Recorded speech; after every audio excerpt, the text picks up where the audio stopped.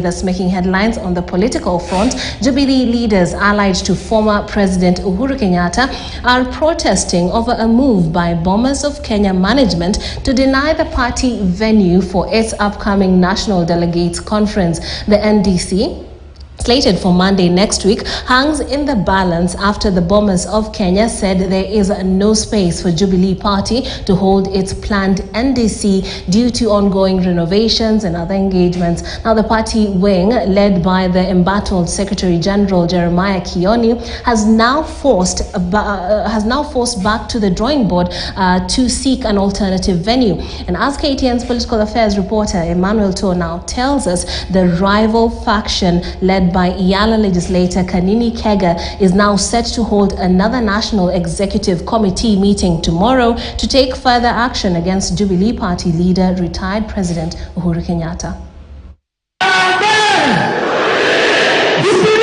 The Jubilee National Delegates Convention, slated for next Monday, is yet again running into headwinds after the Bomas of Kenya threw another spanner in the works for the former ruling party, cancelling the earlier booking made by Jubilee to hold its NDC next week. In the letter addressed to Jubilee Executive Director Polycarp Hinga, Bomas of Kenya management says its 2,000 capacity main auditorium had been scheduled for renovation works from 16th May 2023 for 2 months. The letter also added that the other spaces within Bomas were fully booked for the coming days, with the management citing 2 task force committees dealing with sensitive matters of national importance being at the venue.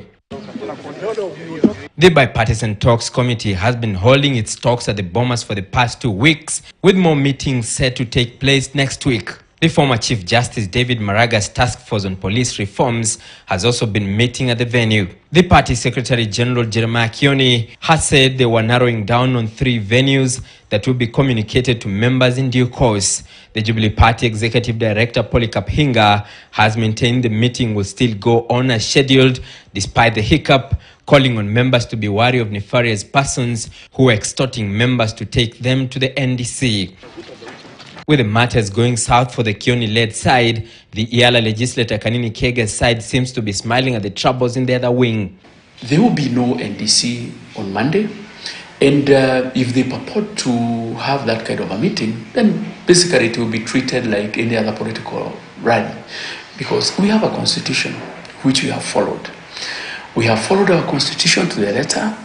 A meeting was held of NEC on the 10th of February, made various changes to the leadership of the party, pending an NDC, which will be called in due course. The section of the former ruling party has now planned another National Executive Council meeting tomorrow, Friday, to receive various reports. NEC sat and say that the NDC, the purported NDC, was not properly called and convened. So the matter was referred to the internal dispute resolution mechanism. We also received a report from the IDRC. The Kega-led team is also contemplating further action against the former head of state, who has remained active despite receiving warnings against such conduct. The retired President Uhuru Kenyatta, who is the Jubilee Party leader, on April 29th called for a National Delegates Convention with several agendas, including kicking out rogue members from the party. The moment you cease to operate in an office, even if you still sign, yeah, you can sign because you have the liberty to sign, but it doesn't have the force of law.